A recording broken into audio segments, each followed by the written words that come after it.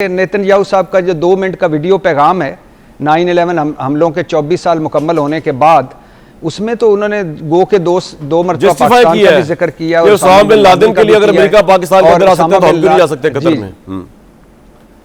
जी, उन्होंने Usama bin Laden का भी जिक्र किया और कहा है कि जिस तरह अलकायदा का पीछे करते हुए अमेरिका उसामा बिन लादेन को उसने टारगेट किया था, हमने भी यहाँ टारगेट किया है इसी तरह हमास के रहनुमाओं का पीछा करते हुए। हालांकि वो ये सालसी और मुज़ाकरात और ये कतर की जगह और बिल्कुल डिफरेंट चीज़ें हैं। लेकिन अब उसने नेतन्याहू साहब ने आखिरी बात भी एक और की, उन्होंने कहा कि जी भट्टी साहब ये सारा कॉन्फ्लिक्ट आपके सामने, शहबाज शरीफ साहब क्या करने गए हैं, क्या हासिल कर सकता है पाकिस्तान उनके विजिट से, क्या करने गए हैं?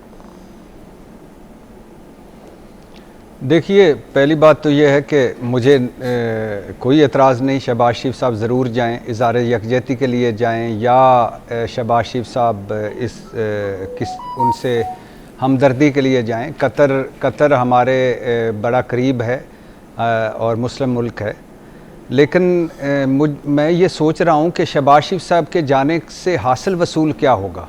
क्या 56-57 और मुल्क हैं, तैयब और रिदवान को वहाँ होना चाहिए था, बाकी सारे मुल्कों को होना चाहिए था। हम क्या कर लेंगे वहाँ जाकर? पहली बात, हम तो वो लोग हैं जिन्होंने ईरान के साथ गैस पाइपलाइन का मुआहदा मुकम्मल नहीं कर पाए क्योंकि अमेरिका नाराज़ हो सकता था। तो हम वहाँ क्या कर रहे होंगे और फिर हम किस जोगे हैं कि वहाँ जाके क्या करेंगे? पहली बात। दूसरी, शहबाज शरीफ साहब का क्या कहना है? शहबाज शरीफ साहब मलका को दफनाने भी चले जाते हैं, चाल साहब को बादशाह बनाने भी चले जाते हैं, तुर्की जलजला देखने भी चले जाते हैं, और छोड़े मरियम नवाज साहिबा लोयाल के साथ जापान से हुआ ही हमने क्या कर लिया। और एक तबाही, सैलाबी तबाही और बर्बादी पूरे मुल्क में उसका दौरा है, लोग डूब गए हैं, ज़री बुरान सर पर है, ग़ज़ाई किल्लत सर पर है, वबाई अमराज सर पर हैं, और अभी भी 5-5 दिन से ऐसे इलाके हैं जहाँ लोग नहीं पहुँचे और रेस्क्यू वाले नहीं पहुँचे, और जहाँ लोग छतों पर और दरख्तों पर हैं।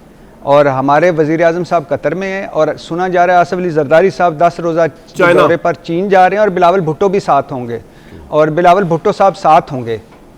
तो अल्हम्दुलिल्लाह क्या कर लेना है हमने जी, 20 रोज़ा दौरा भी होता और बाकी सारे पीपल्स पार्टी भी चली जाती तो हमने क्या कर लेना था? हम क्यों गए? हमारे जाने का मकसद के देखें, सऊदी वली अहद साहब पहुँचते हैं, अरब समिट होती है, यूएई के हुक्मरान जाते हैं, समझ आती है। और ये आज जो कतर पर के दरवाज़े पर दस्तक हुई है, वो अगर जब यमन जल रहा था उस वक़्त ये कुछ सोच लेते, जब लबनान पे आफत आई हुई थी उस वक़्त इकट्ठे हो जाते, जब इराक लीबिया डाउनफॉल हो रहा था उस वक़्त देख लेते, जब शाम तबाह बर्बाद हो रहा था उस वक़्त इकट्ठे हो जाते, जब ईरान आया हुआ था जंग की जद में उस वक़्त इकट्ठे हो जाते, जब गज़ा में नस्ल कुशी थी उस वक़्त इकट्ठे हो जाते। नहीं हुए क्योंकि किसी को यकीन नहीं था कि ये हो जाएगा। आयल हथियार इस्तेमाल हो सकता था, तिजारती सफारती बाइकआउट हो सकता था, इब्राहिम अकार्ड को इस्तेमाल किया जा सकता था अपने शर्तें मनवाने के लिए, अमेरिका में सरमायाकारी और सदर ट्रंप साहब को तोहफे, ये सारा कुछ इस्तेमाल किया जा सकता था, लॉबिंग की जा सकती थी। लेकिन अब तो आपको पता है कि नेतन्याहू साहब का जो 2 मिनट का वीडियो पैगाम है 9/11 हमलों के 24 साल मुकम्मल होने के बाद, उसमें तो उन्होंने गो के दो मरतबा पाकिस्तान का भी जिक्र किया और उसामा बिन लादेन के लिए अगर अमेरिका पाकिस्तान के अंदर आ सकता है तो हम क्यों नहीं जा सकते कतर में। जी, उन्होंने उसामा बिन लादेन का भी जिक्र किया और कहा है कि जिस तरह अलकायदा का पीछे करते हुए अमेरिका उसामा बिन लादेन को उसने टारगेट किया था, हमने भी यहाँ टारगेट किया है इसी तरह हमास के रहनुमाओं का पीछा करते हुए। हालांकि वो ये सालसी और मुज़ाकरात और ये कतर की जगह और बिल्कुल डिफरेंट चीज़ें हैं। लेकिन अब उसने नेतन्याहू साहब ने आखिरी बात भी एक और की, उन्होंने कहा कि जी बेशर्म है वो मुल्क जो मजम्मत कर रहे हैं और दहशत गर्दों को जो पनाह देगा वहाँ हमले करेंगे। मतलब पहले तो नेतन्याहू साहब जिनको दहशत गर्द समझेंगे वहाँ हमले होंगे, खा वो हों दहशतगर्द या ना हो, और दूसरा वो कहीं भी हमला कर सकते हैं। तो अब आइए अपने ऊपर, अब आग लगी है वहाँ। अब ये गज़ा के मजबूर बेकस निहत्ते लोगों को की सुनी गई है या उनकी आहें सुनी गई हैं। ये अब पता चला है कि ये आग जो लगी थी ये घर में भी आ सकती थी।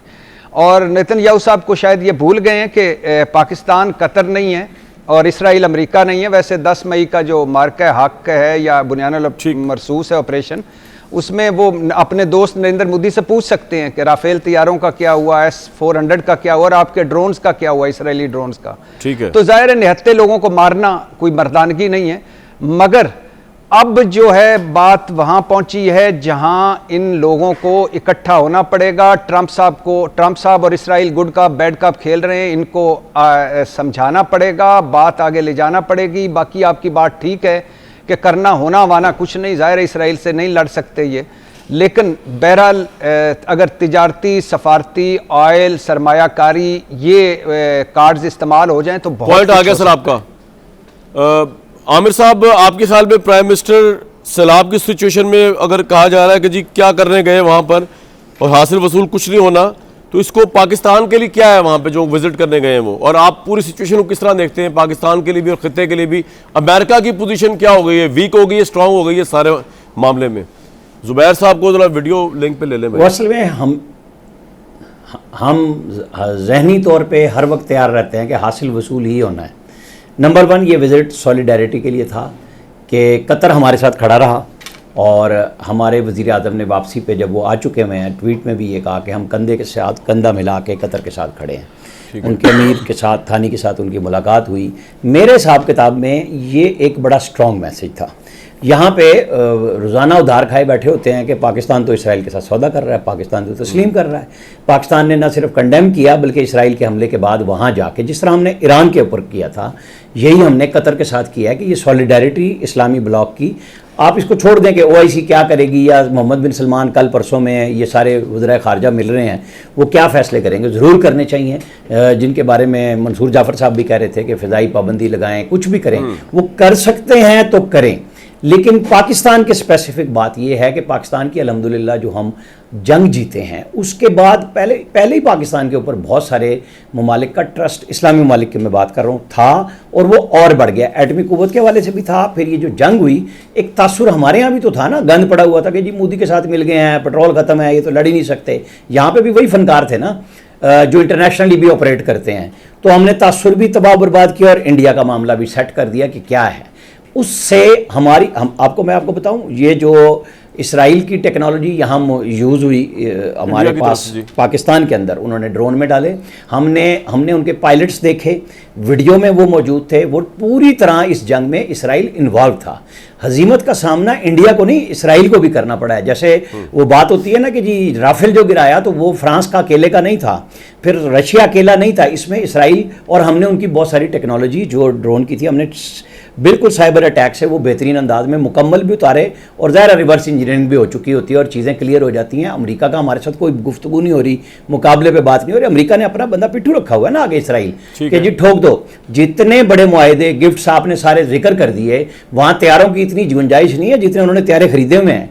इतने सैटेलाइट उनको ज़रूरत नहीं है, इतने उनको आप रेडार कहें कि कतर को ज़रूरत नहीं है, लेकिन उन्होंने अंबार लगा दिया। हाँ, कतर के अमीर को आप एक क्रेडिट देंगे, जब सऊदी अरब से लड़ाई हुई तो ये नहीं हुआ कि वो कोई घुटने टेक के बैठ गया, उसने पूरे अपने आवाम के लिए पूरी दुनिया से फूड सिक्योरिटी के हवाले से इकट्ठा कर लिया, चाहे दुनिया से कहीं कितना भी महंगा लाया, वो पैसे कमा रहे हैं। वो अगर हथियारों पे लगा रहे हैं वो लेके आए। ऐसे में पाकिस्तान के वज़ीर आज़म का वहाँ जाना, डिफेंस के ऊपर हम कई दफ़ा उनसे हमारी बातचीत कई सालों से चल रही है मुख्तलिफ चीज़ों पे, चाहे वो मशाक तैयारे हों या डिफेंस के ऊपर। मेरे ख्याल में जी मैं आपको कुछ मशाक तैयारा मैंने कहा है। अच्छा, मैं उसमें मौजूद था जब हमने ये भी दिखाया था कि हमारे पास क्या क्या टेक्नोलॉजीज मौजूद है। मैं दोहा में था। अच्छा। मुझे पता है बहुत सारी बातचीत, लेकिन वो क्या है, अमेरिका बीच में आता है। अब फैसला अमीर कतर ने करना है, फैसला हम कराएंगे। एक मिनट सुने ना, तुर्की ने कहा है कि पहले फैसला कतर ने करना है। सही है, क्या करना है, हम आपके साथ खड़े होंगे। और पाकिस्तान बिल्कुल क्लियरली खड़ा है इस मामले में।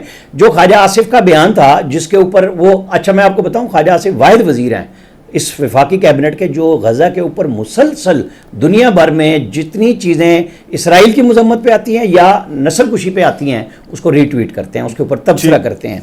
वहाँ उनका भी जाना, शेख जो अमीर हैं कतर के, उनके साथ ये गुफ्तगू, ये मैसेज बहुत स्ट्रॉन्ग मैसेज गया आपको। सर ये आपने बड़ा इंपॉर्टेंट पॉइंट दिया, मैं चाह रहा हूँ इस पर ब्रेक लूँ जब तक के जुबैर साहब बल्कि आ ही रहे हैं।